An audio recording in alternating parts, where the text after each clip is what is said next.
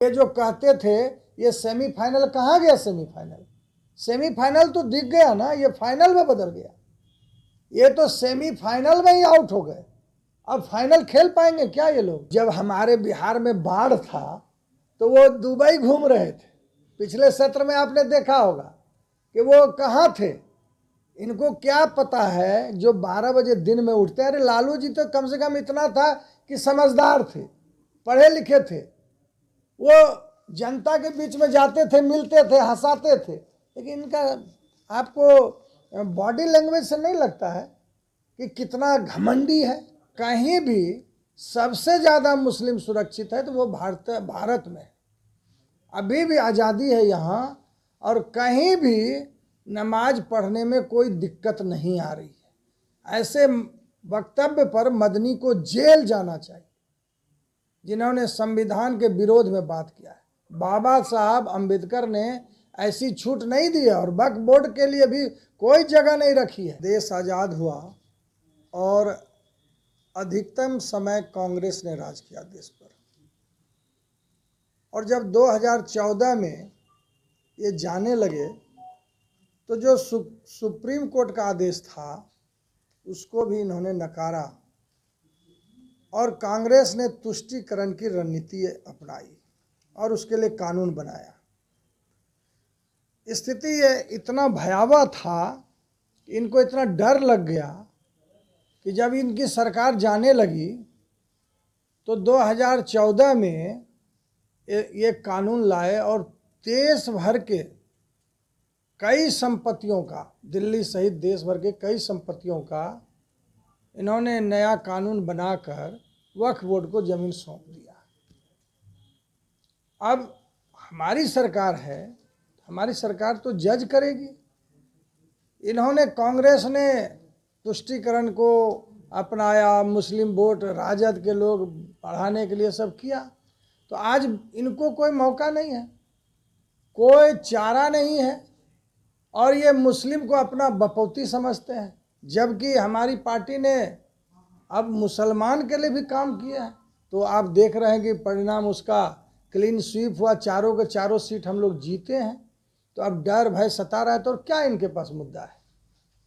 मौलाना मदनी ने कल यहाँ पर कार्यक्रम किया और उन्होंने कहा कि अब आप लोग नमाज पर भी कहीं ना कहीं ऑब्जेक्शन कीजिएगा, ये स्थिति बन गई है। ये देखिए, ये लोग जितने भी सांप्रदायिक लोग हैं, खासकर मुस्लिम के जो सांप्रदायिक विवादित लोग हैं, वो अगर ये बात नहीं कहेगा तो आखिर उनको मौलाना कैसे लोग कहेगा? उनको मुस्लिम का बड़ा चेहरा कैसे कहेगा? पूरे विश्व में अगर कहीं भी सबसे ज़्यादा मुस्लिम सुरक्षित है तो वो भारत में है। अभी भी आज़ादी है यहाँ, और कहीं भी नमाज पढ़ने में कोई दिक्कत नहीं आ रही है। ऐसे वक्तव्य पर मदनी को जेल जाना चाहिए, जिन्होंने संविधान के विरोध में बात किया है। बाबा साहब अंबेडकर ने ऐसी छूट नहीं दी है, और वक्फ बोर्ड के लिए भी कोई जगह नहीं रखी है। ये लोग संविधान से भी छेड़छाड़ करवाना चाहते हैं, उल्टे संविधान पर दोष देकर सरकार बनाने का मनसा रखते हैं। इसलिए हम लोग ऐसे खुराफाती मदनी को चाहते हैं कि जल्द से जल्द सरकार गिरफ्तार करे। उन्होंने यह भी कहा है कि मुख्यमंत्री नीतीश कुमार सिर्फ कहते हैं कि हम मुस्लिमों के साथ में हैं, लेकिन अब सिर्फ साथ रहने से नहीं होगा, काम करना होगा। ये बताइए, कोई प्रमाण देगा? ये लोग कोई प्रमाण देगा कि आदरणीय यशस्वी मुख्यमंत्री नीतीश कुमार जी मुस्लिम का अलग काम नहीं करते हैं, हिंदू का अलग काम करते हैं? आप पूरे देश में हमारे नीतीश कुमार ही मुख्यमंत्री हैं जो कोई विवादित बयान भी नहीं देते हैं, और वो सबों के लिए काम करते हैं। मदरसा हो, मकतब हो, किसी भी काम को वो पारदर्शिता के साथ करते हैं। फिर कैसे वो कहते हैं? ये तो बड़बोलापन है। वो कह रहे हैं कि अब डर पैदा कर रहे हैं आप लोग। कौन कह रहा है? तो ये मदनी कोई चारा है उनके पास? पूरा वोट शिफ्ट कर रहा है। जात पात से ऊपर उठकर बिहार की जनता ने जात पात को नकार दिया है और विकास पर मोहर लगाया है। ये जो कहते थे ये सेमीफाइनल कहाँ गया सेमीफाइनल? सेमीफाइनल तो दिख गया ना, ये फाइनल में बदल गया। ये तो सेमीफाइनल में ही आउट हो गए, अब फाइनल खेल पाएंगे क्या ये लोग? इसलिए ये बात अब थोथी दलील है कि डर और भय पैदा कर रहे हैं। हम लोग सबका साथ सबका विकास, ये तो मुख्यमंत्री नीतीश कुमार जी हैं, मोदी जी भी सबका साथ सबका विकास। आज चले जाइए जम्मू कश्मीर में, भारत में सरकार किसकी है? 90% मुस्लिम की आबादी है वहाँ पर पहाड़ों पर जाने के लिए रास्ता नहीं था, किसने बनाया? मोदी जी ने बनाया। पानी पीने के लिए पहाड़ों पर नहीं था, किसने दिया? मोदी जी ने दिया। ये क्या बोलेंगे? इन लोगों के पास कोई चारा नहीं है। इसलिए हम साफ साफ कहते हैं कि मदनी को पहले जेल जाना चाहिए। ये विवादित बयान देकर बिहार को बर्बाद करना या सांप्रदायिक में झोंकना चाहते हैं। 4 सीटों का परिणाम आप लोगों के पक्ष में है। तेजस्वी रणनीति बना रहे कि 25 में झारखंड की सरकार बनी, महागठबंधन सरकार बिहार में बनेगी।